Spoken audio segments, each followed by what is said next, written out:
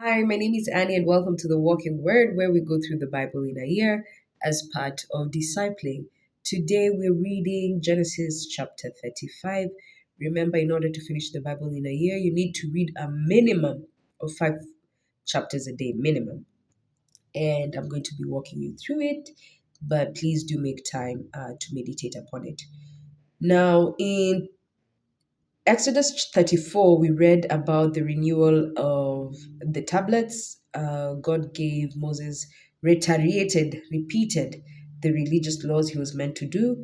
Then we remember the radiance on Moses' face every time he came into the Lord's presence, and he had to always veil himself. And that's what we call the glory of God.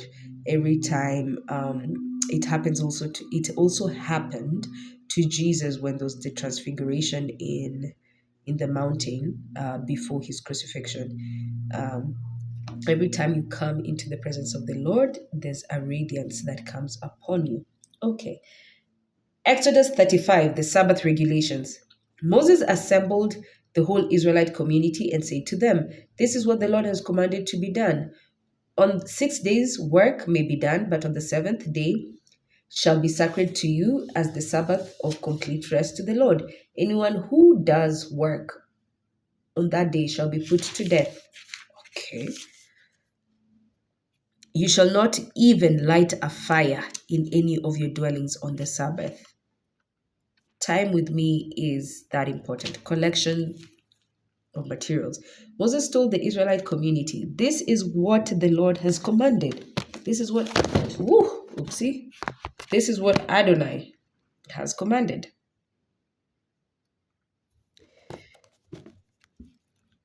Take up among you a collection for the Lord, everyone as his heart prompts him. Shall bring a contribution to the Lord: gold, silver, bronze, violet, purple, and scarlet yarn, fine linen, and goat hair, ram skins, dyes, and tahash skins, acacia wood, oil for the light, spices for the anointing oil, and for the fragrant incense, onyx stones and other gems for mounting on the ephod, at and on the breastpiece." Okay. Call for artisans. "Let every expert among you come and make all that the Lord has commanded: the dwelling with its tent, its covering, its clasps, its boards, its bars, its columns, and its pedestals, the ark with its poles and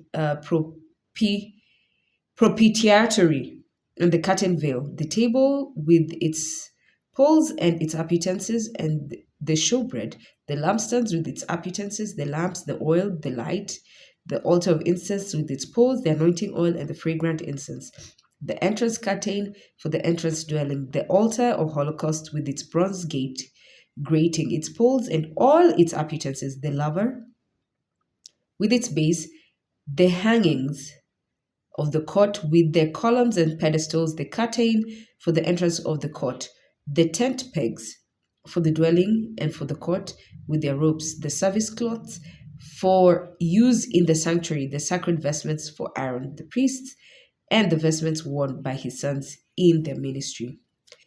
The contribution: when the whole Israel community left Moses' presence, everyone as his heart suggested and his spirit prompted. So this is not out of coercion, just bring what you can bring. Okay? Brought a contribution to the Lord for the construction of the meeting tent, for all its services, for all and for the sacred vestments, both the men and the women, all their heart prompted them. Bought brooches, earrings, rings, necklaces, various other gold articles, everyone who could present an offering of gold to the Lord. Everyone who happened to have violet, purple, or scarlet yarn, fine linen or goat hair, ram skins, dyed red, or tahash skins, brought them. Whoever could make a contribution of silver or bronze offered it to the Lord, and everyone who happened to have acacia wood for any part of their work brought it. All the women who were expert spinners brought hand-spun violet, purple, and scarlet yarn, and fine linen thread. All the women who possessed the skill spun goat hair. The princess brought onyx stones and other gems for mounting on the ephod and on the breastpiece.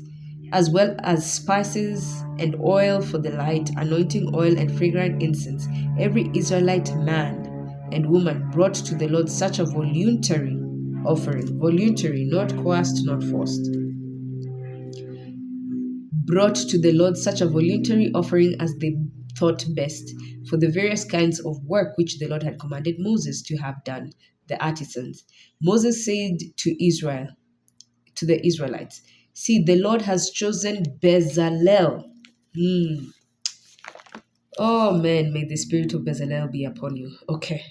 To have just divine skill in everything that you do. Okay. Moses said to the Israelites, see, the Lord has chosen Bezalel, son of Uri, son of Hur, of the tribe of Judah, and has filled him with the divine spirit of skill and understanding and knowledge in every craft, in the production of embroidery, in making of gold, silver, and bronze, in cutting and mounting precious stones, in carving wood, and in every other craft. He has also given him and Oholiab, son of Ahisamach, of the tribe of Dan, the ability to teach others. Not only do you have the skill, but you have also been given the ability to teach. And this is why um, good leaders do not only, have the skill set, they actually equip their teams in order to succeed. Okay. And he has also given them the ability to teach others. He has endowed them with skill to execute all types of work: engraving, embroidery, the making of variegated cloth of violet, purple, or scarlet yarn, and fine linen thread, weaving, and all other arts and crafts. We continue tomorrow in chapter 36, where we now see Bezalel's gifting from God come to life.